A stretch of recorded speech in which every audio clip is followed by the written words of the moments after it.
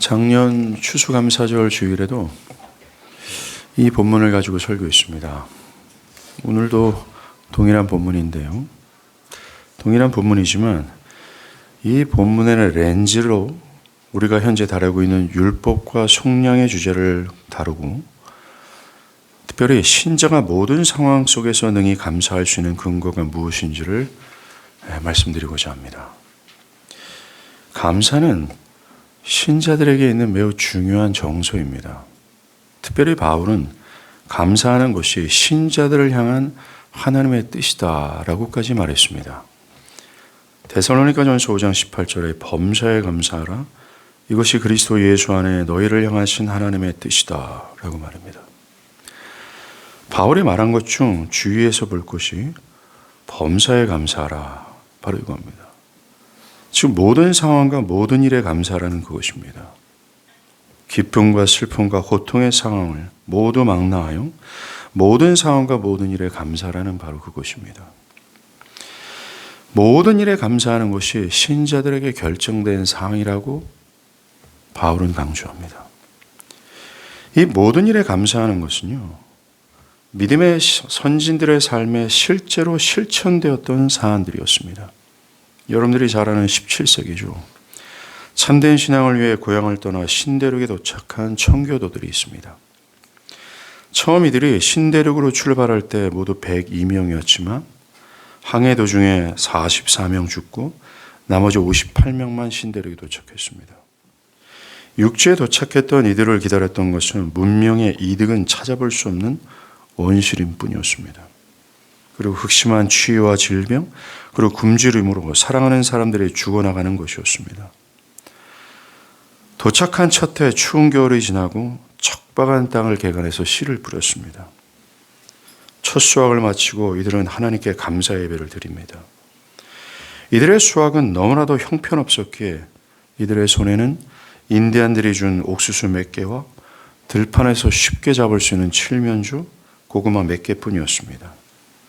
그런데 이들은 이러한 가난과 불편하게 짝이 없는 환경과 나아가 사랑하는 사람들이 죽어나갔던 그런 형편 속에서 감사했습니다. 이들은 참으로 범사에 감사했습니다. 1860년대죠. 영국에 살았던 호레이시오 스패포드가 있습니다.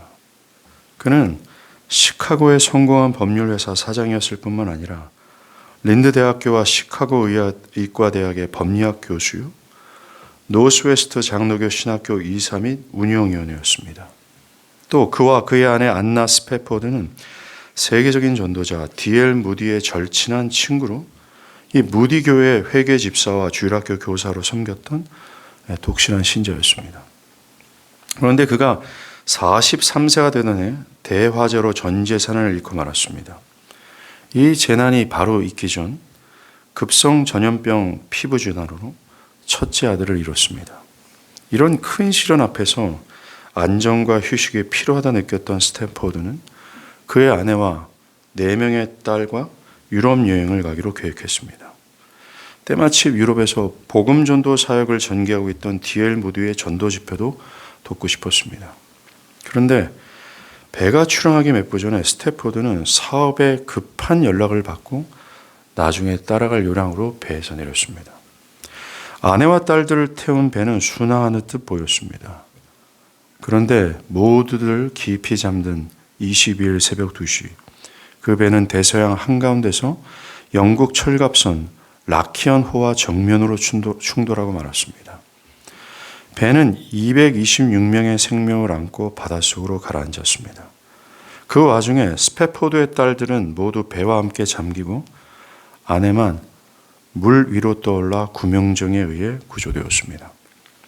9일 후에 다른 생존자들과 함께 웨일스와 카디프에 도착한 스패포드 부인은 혼자만 살아남았음, saved alone 이라는 짧은 전문을 남편에게 보냈습니다. 이 소식을 전해받은 스패포드는 앞이 캄캄했습니다. 그러나 사랑하는 딸을 잃고 정신없이 헤맬 그의 아내가 걱정되어 부인을 데리기 위해 배에 올랐습니다. 배에 탄 후 선장과 함께 이야기를 나누는 중 선장이 스패포드에게 이렇게 말했습니다. 지금 이 배는 당신의 딸들이 잠긴 무리를 지나고 있습니다.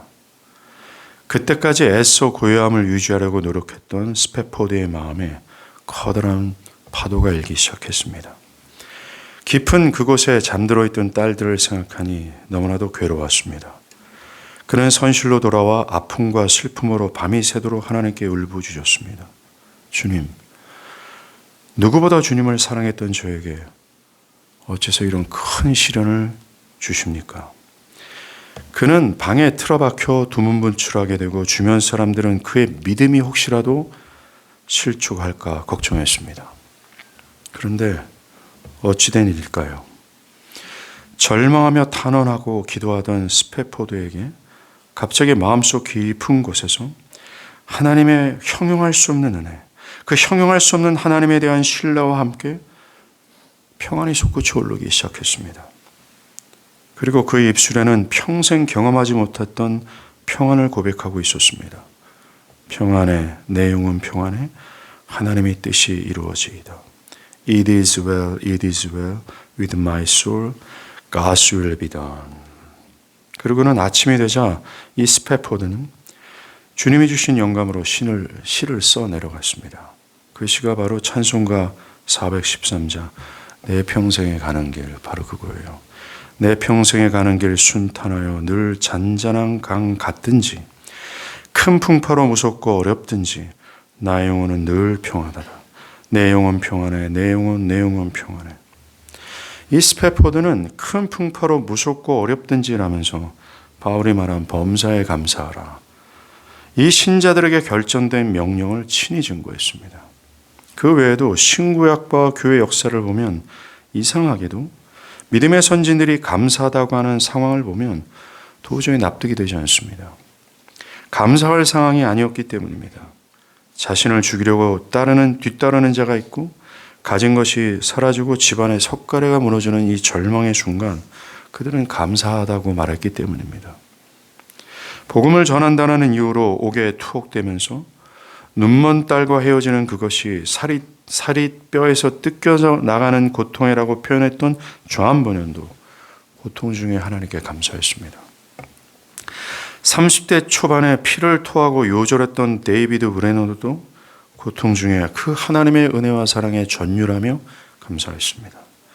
평생을 우울증에 시달렸던 윌리엄 쿠퍼도 교회의 머리는 국왕이 아니다, 그리스도라고 주장했던, 그래서 새벽 이슬처럼 죽어나왔던 언약도들도 이들 모두는 큰 풍파로 무섭고 어려운 상황에서 감사했습니다. 정말로 범사에 감사했습니다. 범사에 감사라는 이 하나님의 명령은 그저 기독교의 관념적인 어떤 주절거리는 어떤 주문도 아니라 실천되었던 또 실제적인 하나님의 말씀이 되었다라는 것입니다. 이 모든 일에 감사하라고 말한 바울 자신도 범사에 감사했습니다. 그가 바울과 실라와 함께 빌립보 도시에서 복음을 전할 때입니다. 그곳에 귀신 들려서 용하게 점을 치는 여종이 있었습니다. 그 여종의 주인은 이 여종을 이용해서 큰 돈을 벌어들이고 있었던 것입니다. 이 여종은 주인에게 불의하게 착취를 당하고 있었던 것이죠. 그런 불쌍한 여종을 위해 바울이 예수의 이름으로 그 여종을 사로잡고 있었던 귀신을 내쫓아 줬습니다. 자유케 해줬다라는 것입니다. 그러자 여종의 주인이 자신의 돈줄이 끊어진 것을 알고 거짓 증언으로 바울과 실라를 고소합니다. 사람들은 바울과 실라를 공공강소에 세우고 그의 옷을 벗기고 로마의 행정관에게 채찍을 가하라고 요청합니다. 결국 바울은 자신의 인생에서 정말 잊어버릴 수 없는 심한 매를 맞습니다. 그의 등 가죽은 찢어지고 피가 흐르고 팔다리는 심한 고통과 함께 부어오릅니다. 그리고 발목은 쇠사슬로 단단히 묶여서 죄질이 가장 악한 죄수들이 갇히는 땅속 깊은 곳에 갇힙니다. 그들은 정말로 박해를 받고 환난과 공고함과 위험과 도살당하는 양같이 여김을 받고 있는 상황에 놓였습니다. 분명히 바울은 선한 일을 했습니다.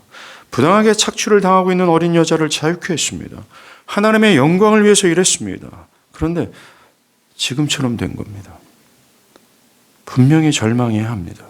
그리고 그도 스페포드처럼 주님, 누구보다 주님을 사랑해서 주의 영광을 위한 제가 왜 이러한 처지에 놓이게 되는 겁니까? 라고 하나님을 원망할 수 있는 상황입니다. 그런데 사람들의 예상을 깹니다. 바알과 신라는 터져 피가 나고 있는 입술을 열어 하나님을 찬미하고 감사했습니다. 그들의 찬미가 옥중 전체에 들렸다고 성경은 기록합니다. 그들의 신음소리들은 찬미와 감사로 바뀐 겁니다. 이처럼 극한 환경, 사랑하는 사람들이 죽고 굶주림과 실패, 질병에 걸려서 내일을 기약할 수 없는 먹먹한 상황에서도 무엇보다 선한 일을 했음에도 불구하고 삶의 불행이 닥쳐올 때도 그 모든 상황과 모든 일에 믿음의 선진들은 하나님께 감사했습니다. 나아가 하나님께 감사를 넘어서 영혼이 흔들림 없이 평안하다고 노래할 정도였습니다. 그들의 영혼은 고요했습니다. 이 믿음의 선진들은 범사에 감사라는 이 신자들에게 결정된 사안을 몸소 따랐습니다. 범사에 감사하라, 이것을 언뜻 들으면 하나님이 우리에게 윽박을 지르는 것처럼 느껴지기도 합니다. 마치 하나님이 우리의 상황과 아픔을 모르고 그저 맹목적으로 명령하는 것처럼 들리기 때문이죠. 어떻게 사랑하는 사람을 잃는 그 상황 속에 나의 삶이 또 집안의 석가래가 무너지는 이 먹먹한 상황에서 그런 상황에든지 상관하지 않고 감사하라고 말하는 그것이 무지막지하게 느껴지기도 합니다. 그러나 하나님께서 아무런 근거 없이 무지막지하게 맹목적으로 감사하라고 하셨을까요? 그렇다면 어떻게 믿음의 선진들을 비롯해 모든 신자들이 범사에 감사할까요? 또 감사할 수 있었을까요? 자신의 영혼이 평안한 가운데 유동하지 않고 주변의 모든 소란스러움 가운데서도 영혼 깊숙한 곳에 기쁨 가운데 진심으로 감사할 수 있었을까요? 그것의 답이 오늘 시편 136편의 기자가 알려줍니다. 여호와께 감사하라, 그는 선하시며 그 인자하심이 영원함이도다 라는 그들 자신을 향하는 하나님의 흔들리지 않는 선하심, 바로 그것 때문입니다. 예, 그렇습니다. 신자가 범사에 감사할 수 있는 것은 범사에 아우르는 하나님의 은혜의 약속 때문입니다. 이 약속의 내용은 이렇습니다. 하나님께서 영원히 신자의 행위와 외부의 압력과 삶의 상황에 좌우되지 않고 언제나 어디서나 변치 않고 확고부동하게 그리스도 안에서 신자들을 죄 없다 하실 뿐만 아니라 그리스도와 같이 의롭다 여기시며 너는 나의 사랑하는 자요 내 기뻐하는 자로 여기시며 신자를 변함없이 무궁한 사랑으로 인도하시고 그들을 돌보시며 떠나지 않고 그들을 위해 싸우신다라는 것입니다. 그래서 결국 그 누구도 예외하지 않고 하나님의 백성들을 저 영원한 나라로 끌고 가시는 것이라는 현재와 영원한 미래의 모든 범사를 아우르는 하나님의 은혜의 약속이라는 거예요. 앞에서 언급하는 믿음의 선진들이 보고 맛본 것이 바로 현재와 미래의 모든 상황을 아우르는 하나님의 선하신 언약입니다.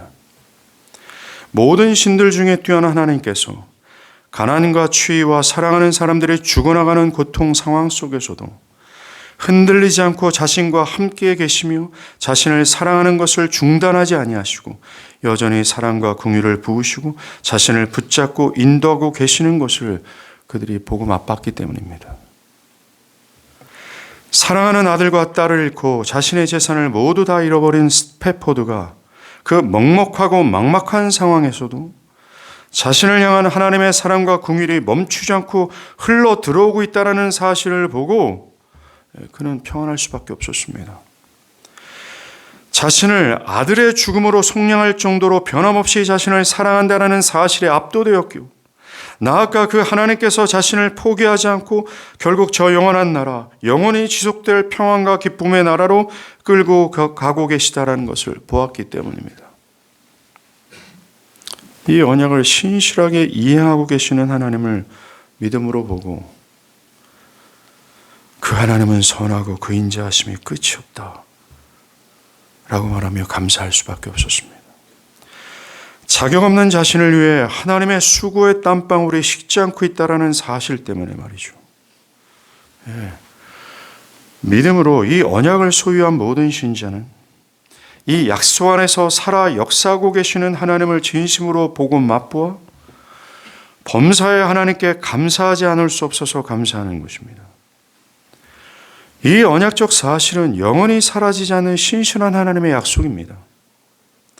아들의 죽음으로 보증된 이 약속을 흔들 자 없고 환경과 처지도 없으며 외부의 압력도 존재하지 않습니다. 심지어 여러분의 신앙의 불꽃의 크기나 여러분의 상태나 나아가 여러분의 죄 또한 이 아들의 보증으로 약속된 하나님의 언약을 조금도 흔들 수 없고 뒤로 물러나게 할 수 없습니다. 믿는 자는 그리스도 안에서 영원히 의롭다함을 받을 뿐 또한 하나님의 기뻐하는 자로 서 있을 뿐입니다. 이 사랑의 약속은 여러분의 행위나 상태에 따라 그 크기와 깊이가 줄어들거나 늘어나지 않고 영원히 변함이 없습니다. 이 약속을 취소할 수 있는 존재의 세력은 이 우주에서 존재하지 않으며 신자를 그리스도의 사랑에서 끊을 수 있는 존재는 없습니다. 그 어떤 일도 그 어떤 상황도 이 약속은 범사를 아우릅니다. 믿는 자가 연약하고 또 넘어져도 실수하여 죄에 대해서 실패하여도 굳건히 변질되지 않고 고갈되지 않으며 멈추지 않고 이 언약은 여전합니다. 여러분, 출애굽한 이스라엘 백성들이 반복해서 하나님을 반역하죠. 물이 없다 하면 하나님을 원망해도 하나님은 그들에게 물을 주셨고, 먹을 것이 없다라며 하나님을 원망할 때도 하나님은 그들에게 매출하기를 허락하셨습니다. 심지어 하나님을 버리고 금송아지를 만들어 우리를 출애굽한 것이 여호와가 아니라 이 금송아지다 라고 했던 폐악 앞에서도 그들을 향한 하나님의 인자하심은 변함이 없었습니다. 계속해서 반역하고 폐역한 이 이스라엘을 인도하시는 하나님의 방법은 언약이었습니다. 계속해서 폐역질을 했던 그 폐역한 이스라엘 백성들을 인도했던 하나님의 방식은 율법이 아니라 그분의 선하심이었습니다. 채찍이 아니라 끝도 없는 인자하심으로 그들을 인도했다라는 것입니다. 이 언약을 무너뜨리거나 파괴할 수 있었던 것은 없었습니다. 이것이 신구약 성경 역사가 증거하는 하나님께서 당신의 백성들을 인도하는 방식이고 그들을 대하는 방식이고 그들의 삶의 진실이라는 거예요. 이것을 깨닫고 놀라서 소리쳤던 인물이 바울입니다. 바울이 로마서 8장 38절 39절에서 내가 확신하노니 라고 말해요.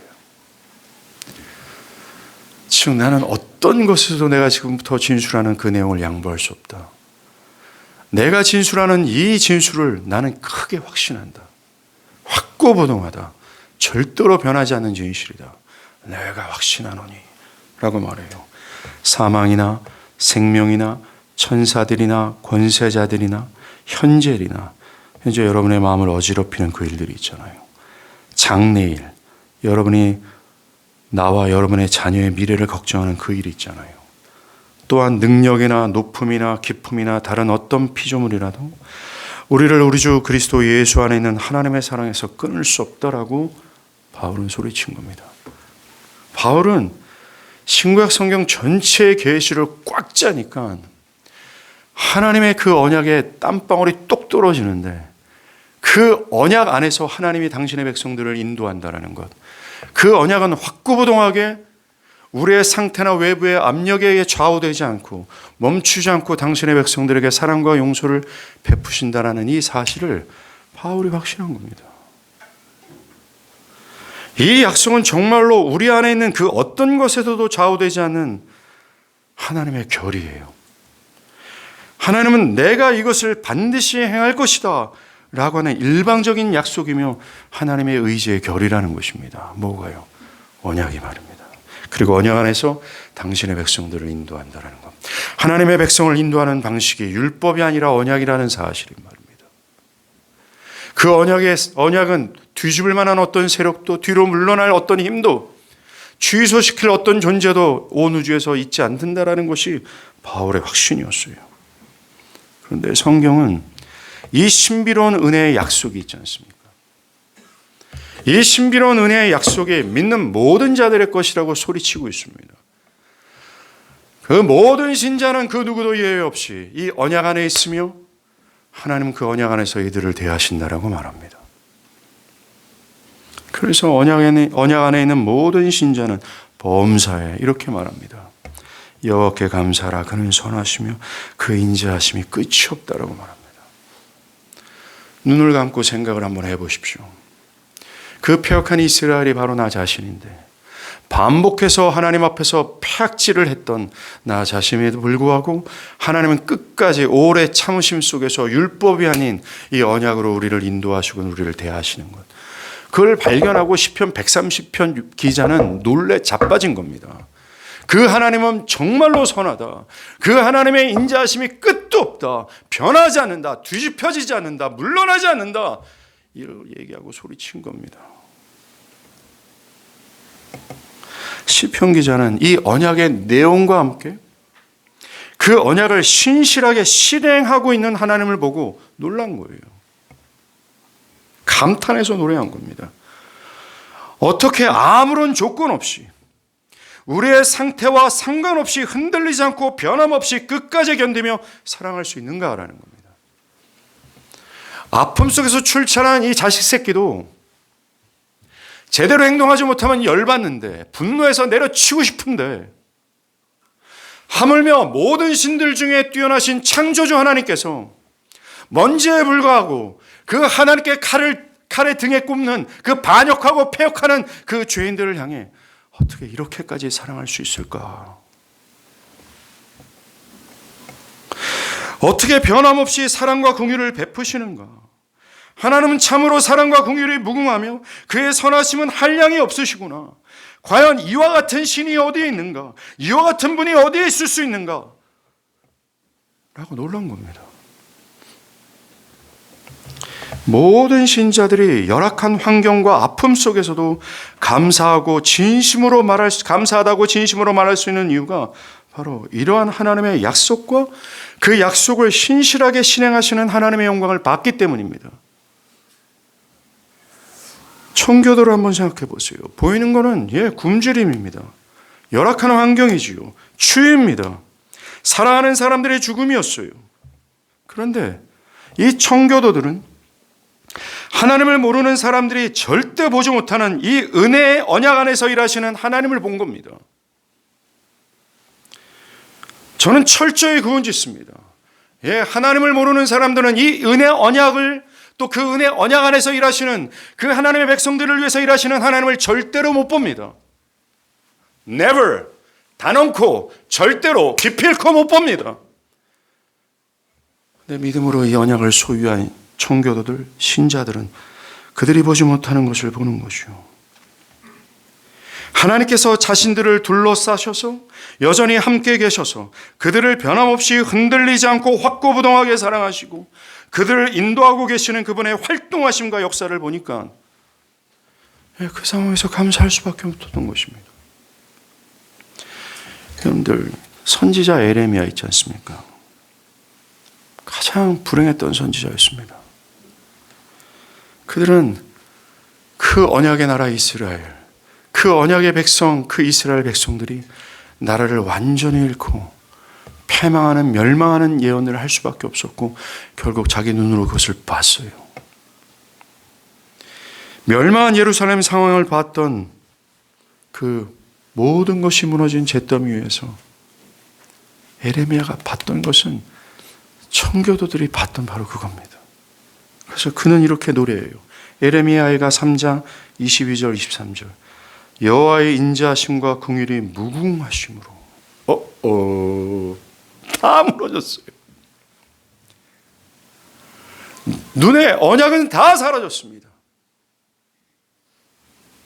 언약을 상징하는 예루살렘 성과 예루살렘 성전은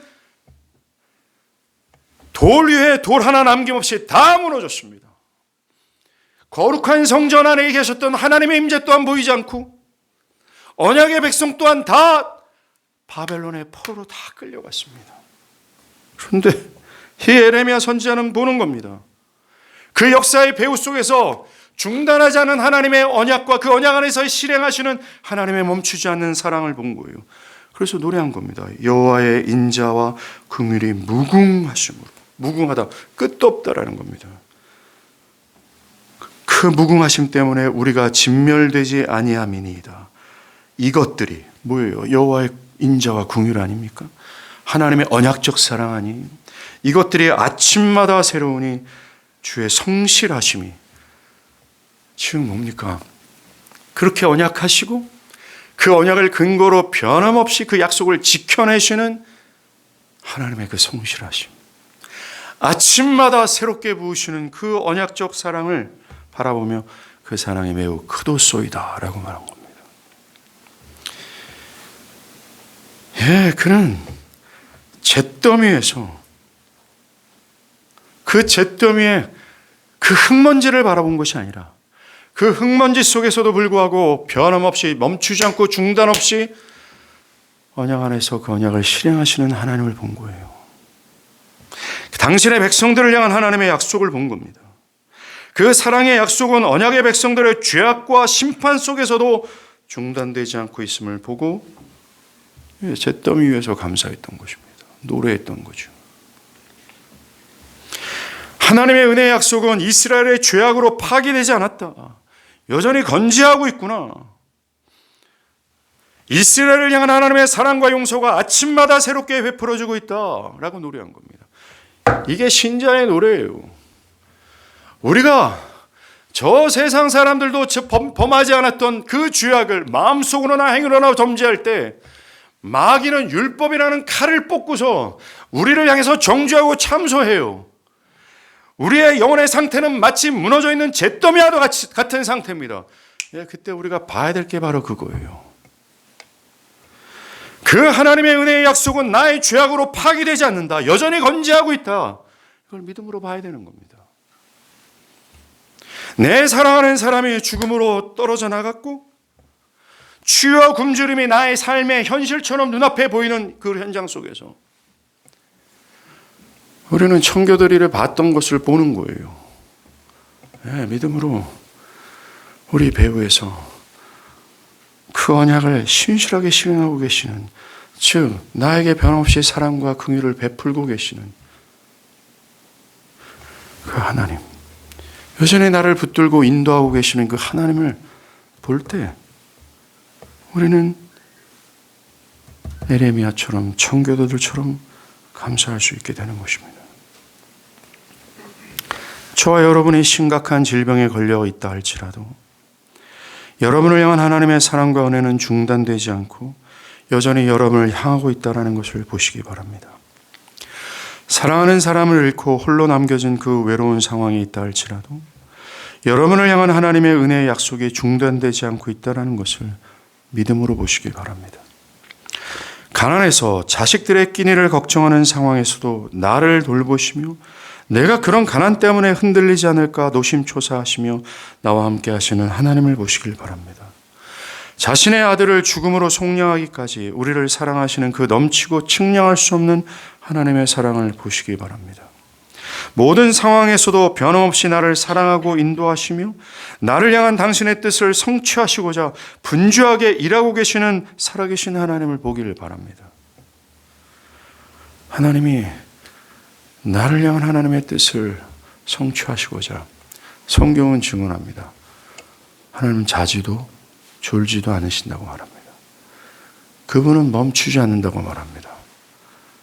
그분이 만약 그분이 하고 있는 모든 활동을 1초만 아니요 3초만 멈춘다면 지구 전체는 순식간에 냉각 상태가 되고 우리의 육체는 한순간에 터져버린다고 물리학자들은 말합니다. 즉 하나님께서 행하시는 태양의 열을 중단하시고 자전과 공전을 멈추신다면, 그리고 피조 하나님께서 창조하시는 모든 창조의 질서를 약 3초만 멈춘다면 온 우주에서는 단 하나의 생명체도 존재할 수 없게 된다고 물리학자들은 말합니다. 우리가 지금도 살아 숨 쉴 수 있고 직장에서 활동할 수 있는 모든 메커니즘의 모든 근간에는 하나님의 활동하심이 있습니다. 멈추지 않는. 언약 백성들의 삶도 마찬가지입니다. 언약 백성들을 향한 하나님의 활동하심은 절대로 멈추지 않습니다. 하나님의 맥박을 뛰는 그 심장의 박동만큼 하나님은 움직이고 있다는 사실을 기억하십시오. 만약에 우리가 이것을 믿음의 눈으로 본다면 이 진실을, 이 사실을 말입니다. 김영채 목사가 여기서 이빨 까는 소리가 아니라 성경을 근거로 한 이 분명한 현실과 이 사실을 우리가 눈을 들어 본다면 우리의 입술은 여호와여 감사합니다. 당신은 참으로 긍휼과 사랑이 무궁하신 분이십니다. 라고 할 겁니다. 우리의 슬픔의 눈물은 감격의 눈물로 바뀔 것이고 불안한 마음은 평안한 마음으로 바뀔 것이 분명합니다. 우리도 범사에 감사할 수 있게 되는 것이요. 이 범사에 감사했던 대표적인 인물이 또 다윗이었습니다. 다윗은 이 언약의 은혜 언약을 보고 맛보고 확신했던 대표적인 인물이었습니다. 그가 사울왕의 시기로 도망자, 언제 죽을지 모르는 삶을 살 때였습니다. 편히 누울 곳도 없었죠. 언제 먹을 양식이 있을까 걱정할 수밖에 없었던 현실 속에서 노래했던 것이 시편 8편입니다. 여호와 우리 주여, 주의 이름이 온 땅에 어찌 그리 아름다운지요. 주의 영광이 하늘을 덮었나이다.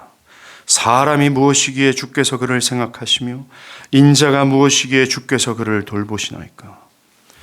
여러분들, 다윗은 이 황망한 상황에서 불신자들이 보지 못하고 있는 진실을 봤습니다.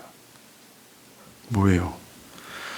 하나님의 영광, 즉 하나님의 사랑과 자비가 온 땅과 하늘에 가득하다라는 걸 본 겁니다. 밤에 나갔어요. 저 하늘의 달과 별을 봤습니다. 끝도 없는 지평선을 본 거죠. 그런데 그는 하늘의 달과 별이 아니라 끝도 없는 지평선이 보이는 것이 아니라 끝도 없는 지평선과 저 높은 하늘까지 하나님의 사랑과 인자가 가득하는 것으로 보이는 겁니다. 즉 자신의 삶이 하나님께서 자신을 지키시고자 수고하시고 자신을 향한 하나님의 뜻을 성취하고자 일하시는 하나님의 섭리로 가득하다라는 걸 본 거예요. 나를 위하시는 하나님의 섭리로 가득한 것을 본 겁니다. 자신의 삶이 온통 하나님의 영광으로 가득하다라는 것을 깨달은 거예요. 내 위에서도 옆에서도 뒤에서도 하나님은 계시고 자신을 위해 일하신 것을 알게 되므로 자신의 삶이 하나님의 선하심으로 가득하다라는 것을 본 거예요. 여러분, 주일학교 예배 들을 때 보면 아이들이 좀 자주 했던 찬양이 있거든요. 그게 가사는 그것만 들렸습니다. 앞에 옆에 뒤에 계시네. 맞죠? 앞에 옆에 뒤에 계시네. 그 언약을 노래한 겁니다. 걔네들이 이걸 알고 노래하는지 모르겠는데. 다윗이 본 게 그거예요. 일상에서 똑같이 보이는 빌딩이고 분주한 교통, 분주하게 움직이는 사람들 뿐이었는데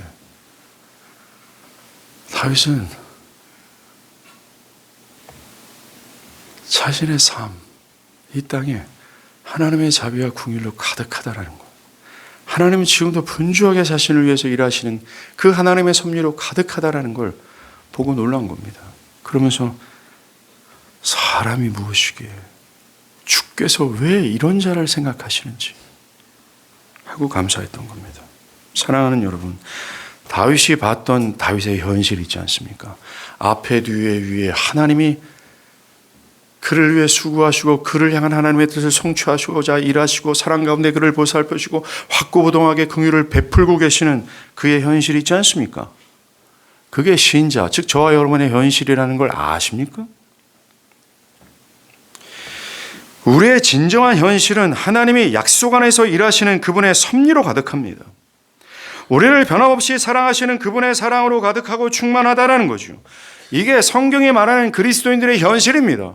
우리의 진실이라는 거죠. 안타까운 것은 매우 많은 사람들이 이 은혜의 언약을 단지 영적 구원에만 적용한다는 거예요. 행위가 아니라 오직 믿음으로 구원을 받는다는 그것에 한정되어서 이 복된 은혜의 언약을 이해한다는 겁니다. 아닙니다. 이 은혜의 언약은 신자들의 구원뿐만 아니라 신자들의 일상의 모든 삶에 적용된다는 것을 기억해 주십시오. 하나님은 우리를 구원해내신 이후에 일상의 삶은 우리가 알아서 살아가도록 방치하지 않습니다.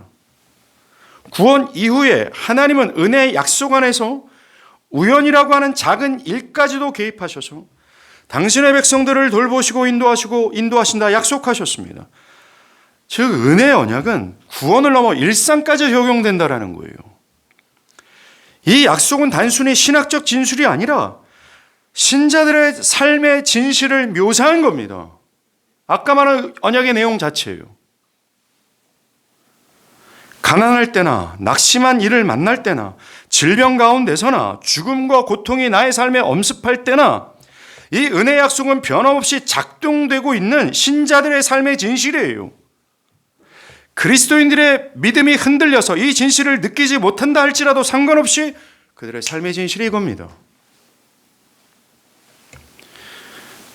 다윗은 이 진실을 실감하고 이렇게 얘기하는 거예요. 시편 144편 2절에 여호와는 나의 사랑이시오 나의 요새시오 나의 산성이시오 나를 건지시는 이시오 나의 방패시니 내가 그에게 피하였고라고 말합니다.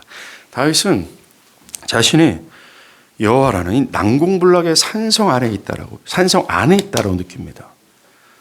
그가 모든 적들로부터 나를 지키시고 보호하시는 방패라고 얘기하며 그의 마음에 어떤 든든함, 확신, 평안과 고요함이 느껴져요. 그리고 그는 은혜가 필요할 때마다, 좀 위기의 순간이겠죠. 그는 실제하시는 그 언약 안으로 내가 피했다라고 말합니다. 또 나아가 다윗은 말합니다. 그 하나님이 내 백성을 내게 복종하게 하셨나이다 라고 말합니다. 여러분들, 그는 하나님이라는 난공불락의 성벽 안에 자신이 있을 뿐만 아니라 이스라엘 모든 백성들이, 언약의 백성들이 자신에게 복종하게 된 것도 자신의 잘남에서 비롯된 것이 아니라 하나님이 그렇게 만들어 주셨기 때문이라고 말하고 있어요. 즉, 이 은혜 언약을 구원에만 한정되는 게 하신 것이 아니라 일상의 큰 부분, 작은 부분 다 적용해서 이해하고 있다는 거예요. 그래요. 여러분이 구원을 받은 것도 은혜 언약 때문이지만 여러분이 지금 그 학교에 들어가서 학업하게 된 것도 하나님의 언약 안에서 하나님이 그렇게 해주셨기 때문입니다. 현재의 직장에서 밥벌이 할 수 있으면서 먹고 살 수 있는 것도 하나님이 그렇게 해주셨기 때문입니다. 여러분이 가정을 꾸려 자녀를 낳고 지금처럼 살게 된 모든 것의 원인도 하나님 때문이에요. 하나님께서 여러분을 그렇게 하도록 언약 안에서 해주셨기 때문입니다. 그래서 신자는 이 언약적 사랑, 변치 않은 사랑, 언약적 사랑인데 이 언약적 사랑을 기억하고 자신의 삶에서 벌어지는 모든 범사를 감사해야 마땅합니다. 오늘 본문을 쭉 읽어 내려가 보십시오.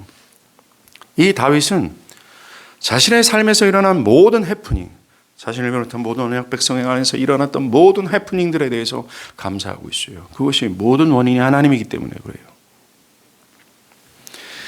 여러분, 그래서 범사에 감사하는 것, 이 기독교의 매우 소중한 정서, 신자들을 향해서 결정된 이 사안들, 이 범사에 감사하는 건요, 언약을 이해하지 못하면 도저히 못하는 겁니다.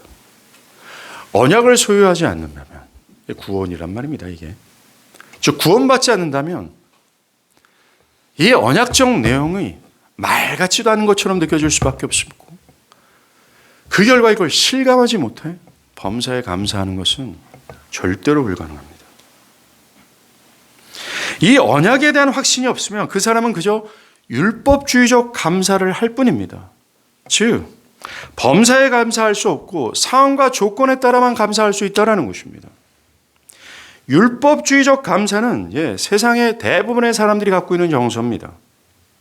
그것은 감사할 만한 환경과 상황이 조성될 때야 감사하는 정서죠. 큰 집으로 이사할 때나 원했던 직장에 들어갈 때나 아이들을 그렇게 원했는데 얻게 될 때나 연봉이 올랐을 때나 사람들에게 사랑을 받고 있을 때나 뿐만 아니라 가난하지만 먹을 양식이 있어요. 비를 피할 수 있는 초과상관이 있다라는 이유로 감사하는 것입니다. 언약을 모르는 사람들은 이렇게 율법주의적 감사를 할 수밖에 없습니다. 문제는 뭔지 아세요? 신자라고 하는 사람들이 이 율법주의적 감사도 하지 못하는 것이 심각한 문제라는 겁니다. 충분히 하나님께서 직장을 허락하시고 사업에 형통을 주시고 자녀를 양육해 주시고 능히 축하할 만한 상황을 조성해 주셨음에도 불구하고 신자라는 사람이 감사하지 않는 것입니다. 이것은 짐승까지도 못한 죄악이 분명합니다. 신자라고 할 수도 없는 것이 분명합니다. 중요한 사실은 신자는 이 율법주의적 감사를 넘어 복음적 감사를 해야 마땅합니다. 즉 상황과 조건이 감사의 조건이 될 수 없다라는 거죠.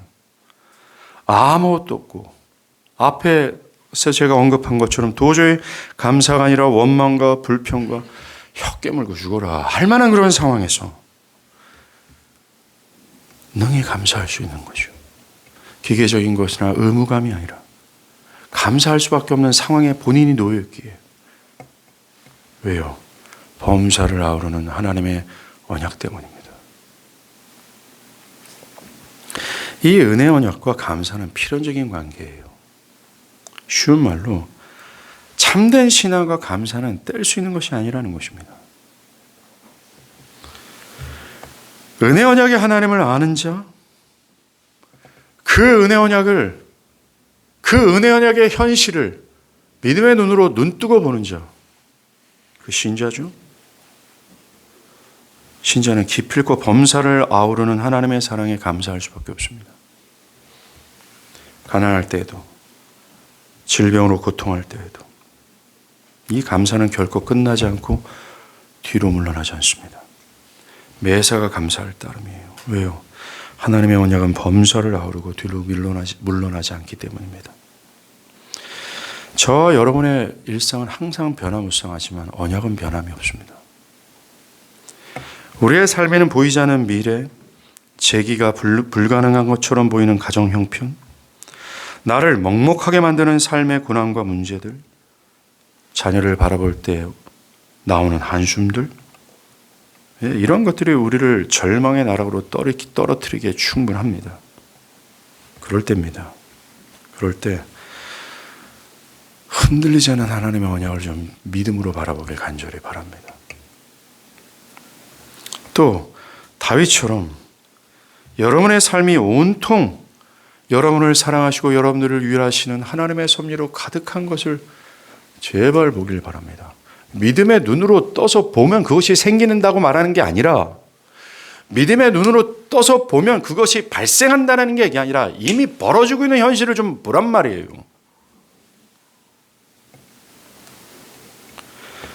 마귀로 인해 영적인 시야가 흐려지고 이 영광의 상태를 모르고 어처구니 없이 절망하는 자가 되지 않기를 바랍니다. 여러분들, 마귀는 절대로 우리가 이 언약을 바라보지 못하도록 합니다. 마귀는 당장의 어려움과 감정과 상황만을 직시하도록 합니다. 그래서 절망과 원망과 한숨을 쉬게 하죠. 그때 하나님의 선하심과 인자하심의 무궁하심을 제발 보십시오. 언약을 기억해내십시오. 그렇다면 여러분을 묶고 있던 마귀의 사슬은 끊어지고 말 겁니다. 그리고 여러분의 마음에는 이 스패포드가 고백한 것처럼 평안해, 내 마음 평안해 라고 말할 수밖에 없을 거예요. 여러분의 삶의 진실을 본다면 여러분은 그 상황에서 다윗처럼, 청교도들처럼, 데이비드 브레이너처럼, 스패포드처럼 감사하게 될 겁니다. 그들이 우리의 성정과 달라서 그렇게 말한 것이 아닙니다. 그들의 신념이 강했기 때문에 그 상황에서도 감사할 수 있었다라는 말이 아닙니다. 그들도 우리와 똑같은 성정을 가진 연약하기 짝이 없는 인간일 뿐이었어요. 그들이 왜 감사할 수 있을까요? 믿음입니다. 키워드는 믿음이에요. 믿음으로 그 은혜의 약속을 소급했기 때문에 그렇습니다.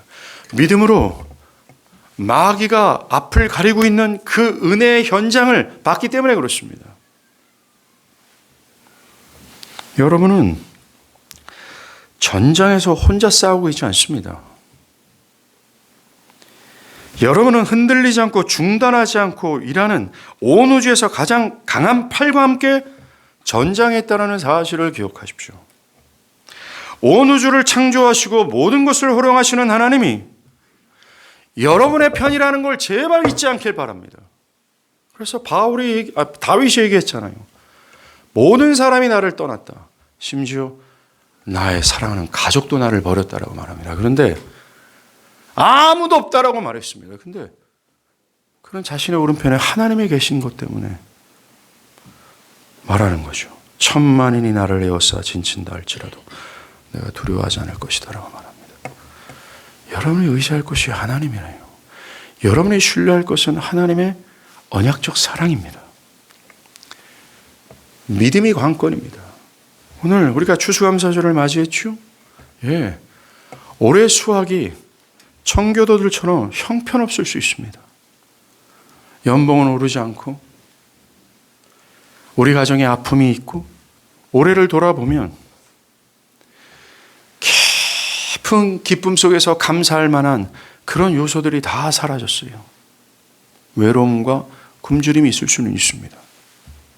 그런데 말입니다.